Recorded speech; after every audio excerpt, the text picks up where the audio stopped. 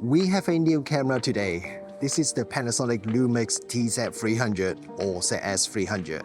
It is a compact digital camera. So I'm having a little holiday this weekend. I'm traveling to Christchurch. So I thought it would be a perfect opportunity for me to see how does it feel like to travel with just a camera like this. I want to take some landscape photos and maybe a bit of street photography as well. I just want to see if it's still worth buying a camera like this in this age when everyone already has a phone in their pocket.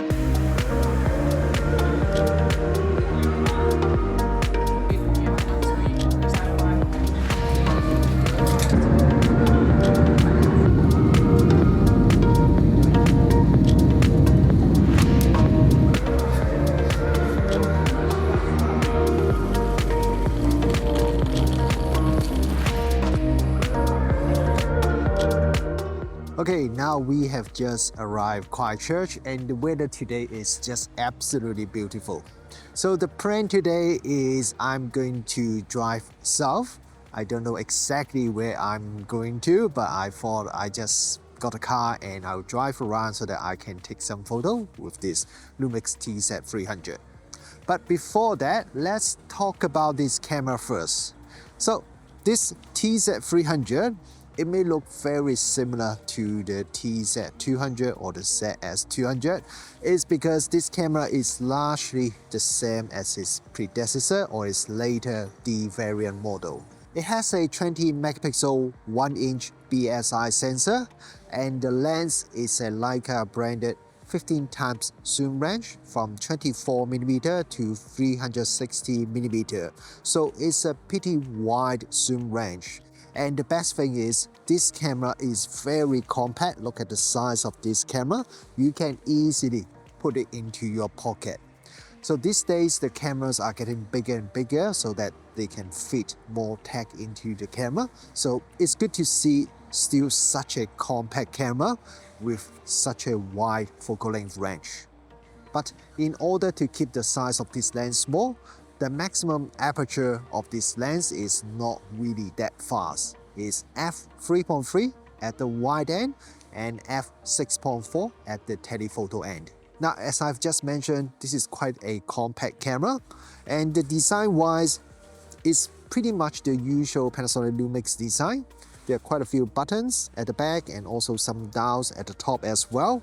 So in terms of control, I think it's obvious this is not a camera that is designed for people who want to shoot in full manual mode all the time. You can do that. There's a manual mode. You can use the rear dial and the big dial on the lens to adjust shutter speed and aperture when you are shooting in full manual mode. But it's probably more for people who want more a point and shoot experience. If you want to have more control, then you may have to customize some of those customizable buttons, because otherwise a lot of those settings you have to go into the menu settings to set it. Now, while the camera body is quite slim and it doesn't have a big grip, but because there's a piece of rubber at the front of the grip, so holding the camera even just using one hand still feels okay. We have a fixed LCD screen at the back, but unfortunately, unlike its predecessor, it doesn't have any EVF anymore. Bluetooth is upgraded from 4.2 to 5.0. In terms of the smart device app support, it uses the old Panasonic Image app, not the latest Lumix Lab. I believe the reason is because this hardware is largely the same as its predecessor, which also used the old Panasonic Image app, so it just makes more sense to keep using that app. The USB port has been upgraded from micro USB to USB-C. You can use the USB port to charge the camera, but you cannot power the camera using the USB port. The camera also has a micro HDMI port next to the USB-C port, but otherwise there isn't any other port, so there's no mic input or headphone output jack. It has a built-in pop-up flash. So it's a pretty small flash, but I think some of you really love the look from the built-in flash, so that would be a good news for you. Okay, so that is a quick overview of the TZ300. Now let's go for a drive. I want to take some photo and enjoy the beautiful scenery of the South Island of New Zealand. Where did it go? The warmth and the smoke when we were standing in the parking lot. Your mother used to swear a lot. I got gum in my head, a crowd in my head, but you helped me filling in the blanks.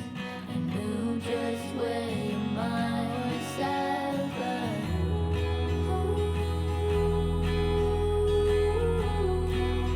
guess whatever happens, happens. Now there's enough. Guess whatever happens, happens. Now there's an awful lot of guessing.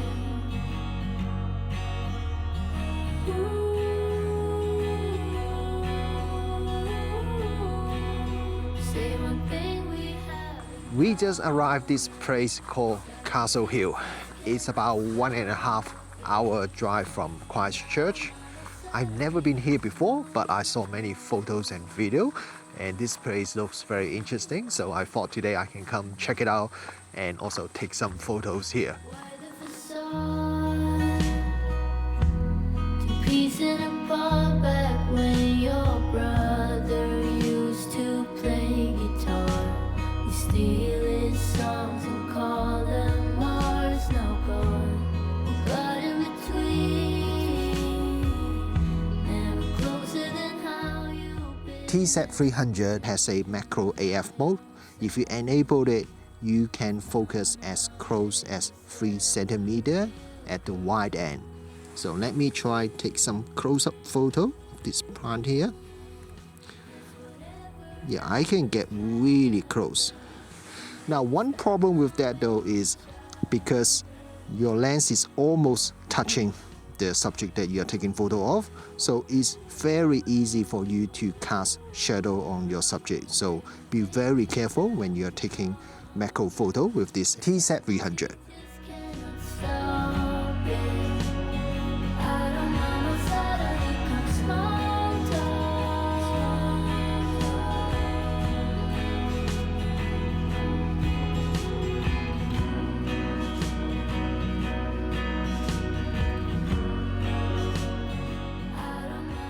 Okay, now we're at Lake Tikabo. It's one of the most beautiful places here in New Zealand. So behind me, you see a church here, very famous. But not only that, there's the lake behind me that is super blue. All the lakes around this area, the water are just super blue. And not just that, if you love doing astrophotography, this is one of the best places in the world for doing astrophotography. Because of the location, there is very minimal amount of light pollution here. So a lot of people come here at night and do the astrophotography here. Unfortunately, I won't be staying here tonight because I booked the hotel back in Christchurch, so I have to start going back quite soon because it's around 3 hours drive from here back to Christchurch. But one thing I want to talk about now is the zoom lens on this Lumix TZ300. Having a high power zoom lens is very convenient when you travel because it allows you to zoom in to things that are far away. But a zoom lens is not just to let you zoom in or zoom out. Another very powerful thing about the zoom lens is it allows you to change the image composition dramatically. So if you look at these two photos, the size of the church is roughly the same in both photos, and the photos are also shot from a similar direction. However, these two photos look completely different because one was shot at wide angle and the other one was shot at the telephoto end. So next time when you're traveling, think a little bit more about how different focal length may affect the photo that you want to take. Now, in terms of the quality of the Leica lens on the TZ300, I find overall it is very good. It is sharp from the wide end all the way to the telephoto end, maximum focal length.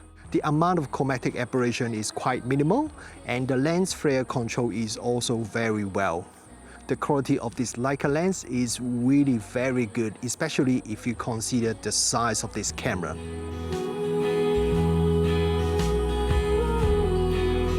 'Cause whatever happens, happens when do we stop knowing each other?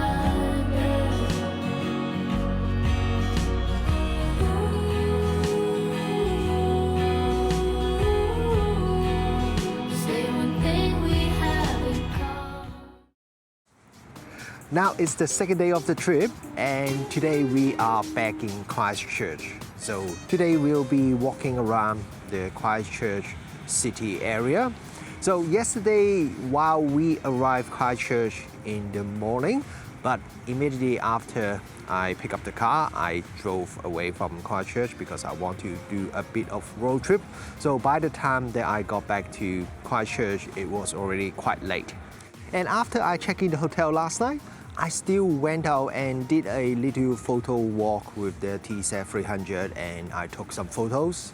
While the maximum aperture of this camera is not really that fast, but because it does have a 1-inch sensor, so if you control your shutter speed, try to shoot at a slower shutter speed, you can still take some pretty decent quality photo even at night.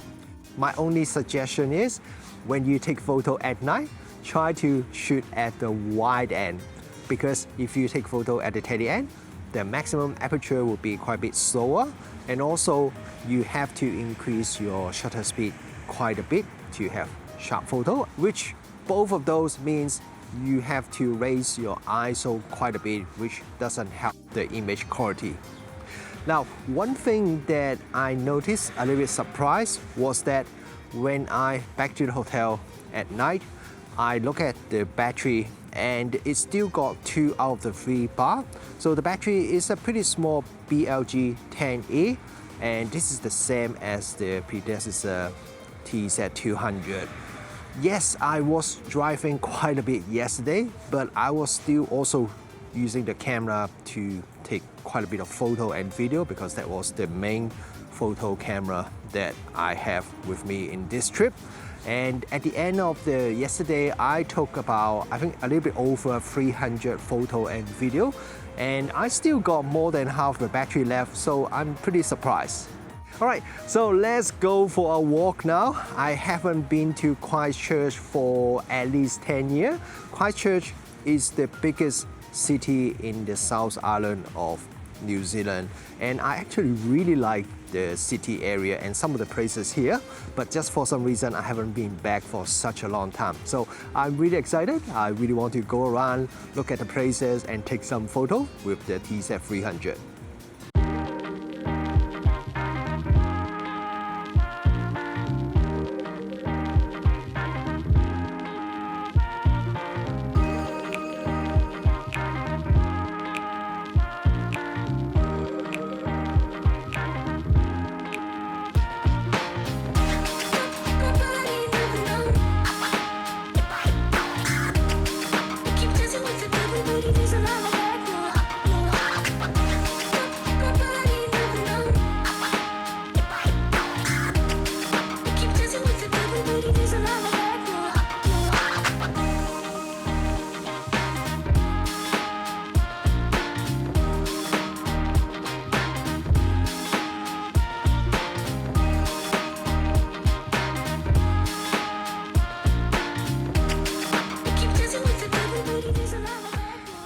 It is a Panasonic camera, so let's talk about video recording.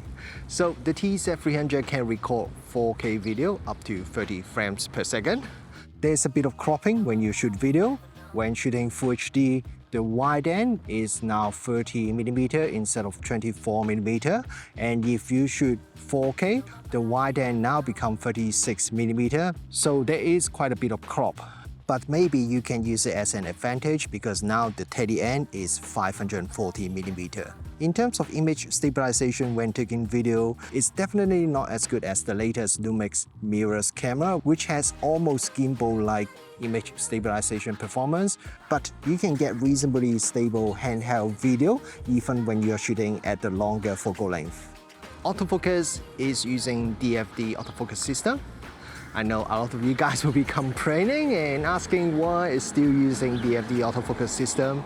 And I love the new face detection autofocus on the latest Panasonic camera. They are really good.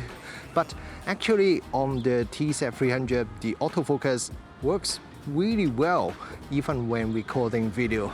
It's not the fastest, but I think the speed and the accuracy should be pretty okay for most users. And you can also record full HD video up to 120 frames per second.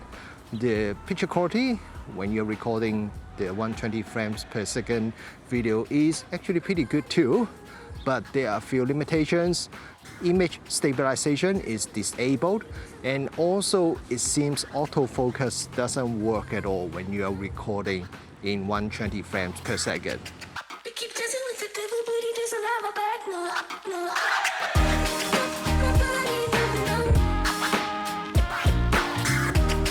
We keep dancing with the devil, but he doesn't have a back,